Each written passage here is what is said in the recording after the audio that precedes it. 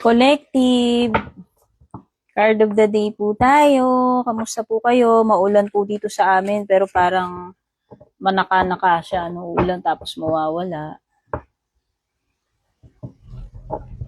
So, sana magkaroon ng sapat na ulan sa mga areas wherein merong drought. Kasi, nakikita ko sa news yung Angat Dam nauubos na yung tubig. Kahit umuulan daw nitong mga nakaraan, hindi daw umaakyat yung level ng tubig. So, hopefully, pag-pray natin na ma-refill na uli yung Angat Dam kasi yun yung main source dito sa Metro Manila. No? And doon naman sa mga areas na binaha, sana naman humupa na yung baha at sana maging safe po kayo, ingat po kayo dyan. Guys, kung gusto nyo ng private reading sa akin, make sure na fina-follow ninyo yung official FB page ko. Purple tin, may check sa dulo which means meta-verified. Pag walang check, kahit gamit yung picture ko, pangalan ko, fake yun. Kapag in-add friend kayo, chinat kayo, or nag-o-offer sa inyo sa comment section ng mga kung ano-anong services, ritual, hindi ako yun. Never ko pong ginawa yun, never kong gagawin yun. Kaya kayo po mismo ang mag-PPM sa akin. Ha? By batch po ang private reading sa akin, wala pong mga VIP rito, yung mga nagmamadali. Yun lang yung masasabi ko sa inyo. At kung type nyo naman guys, itong aking suot-suot na bracelet, nakaterno netong kuko ko at saka ng cards ko.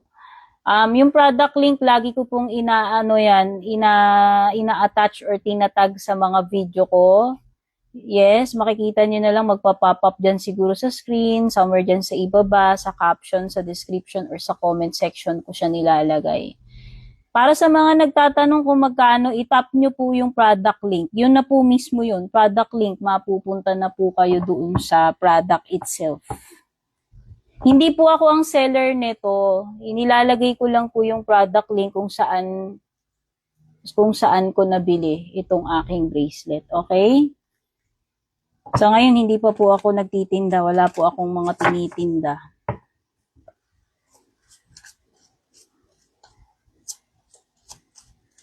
Kasi marami pong nagtatanong. Yun na nga po. Lagi ko naman nilalagay yung product link dyan. Tap nyo lang yan, ma-open nyo yan, mapupunta kayo mismo doon sa product. Pwede nyo nang i-check out. Etong card of the day ko, parang timeless reading na rin to kasi kung kailan man dumaan sa inyo, kung kailan nakarating sa inyo, kailan nyo nakita, yun siguro yung perfect timing na dinadala sa inyo yung mensahe nitong reading na ito. No? So, kukunin nyo lamang dito ano yung useful, ano yung makakabuti para sa situation ninyo. Kung hindi man po nagre-resonate sa inyo, ay wala tayong magagawa dyan. Hindi nyo pwedeng ipilit kasi hindi naman po lahat ng reading ko ay magre-resonate or tutugma para sa lahat. No? Pwede nyo yung gawing guide dito pero hindi tayo magre-rely dito. Hindi natin hawak ang future natin. I mean, hindi hawak ng cards yan. Ang langit lang ang may hawak niyan at kayo kung ano yung mga decision action na ginagawa ninyo sa pang-araw-araw. Yun yung makakapag-shape ng future ninyo and ng outcome ninyo. Okay? So basically, ito ay mga mensahe lang na dapat ninyong marinig. Pwede nyong i-take, pwedeng hindi.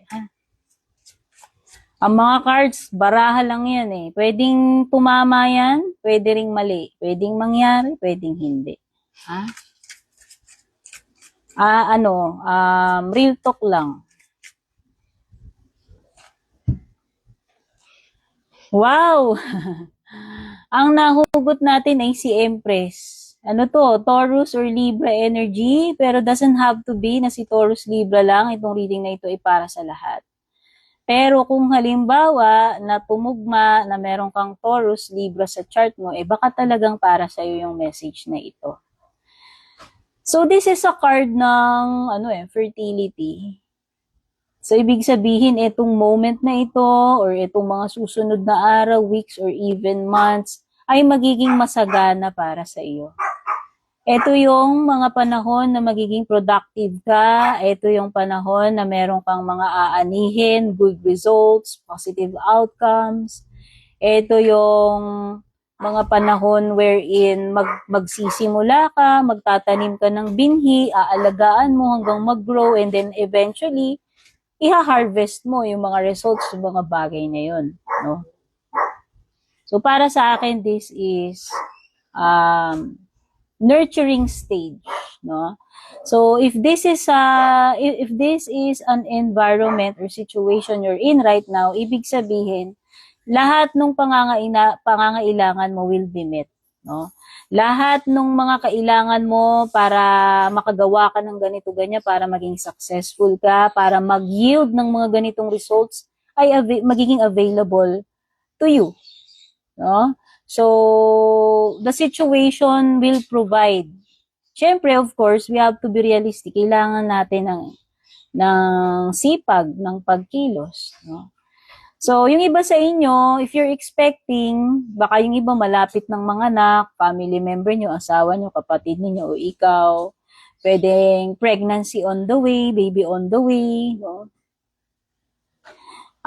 Basta ito, merong malapit mo ng anihin eh. Kung ano man yung resulta na yan eh. Malapit mo nang makuha yan. Malapit mo nang i-harvest yan. Okay? Pwede rin ito yung mga matters na related sa motherhood, sa pregnancy, mother and child, a mother figure or female figure. If this is feminine energy, ibig sabihin, pagiging receptive, pagiging open, no? Makakatanggap ka, may mga papasok, may mga paparating. You will be open to receiving. If this is a person na very caring, sabi ko nga, kasi nga nurturing energy si Empress, alam niya how to take care of things, alam niya i-manage yan, supportive, so it's either a place, a job na ganun, or a person. So, yun lang, messages sa ngayon na nakuha natin dito. Love you all. Kita-kits sa susunod. Bye-bye.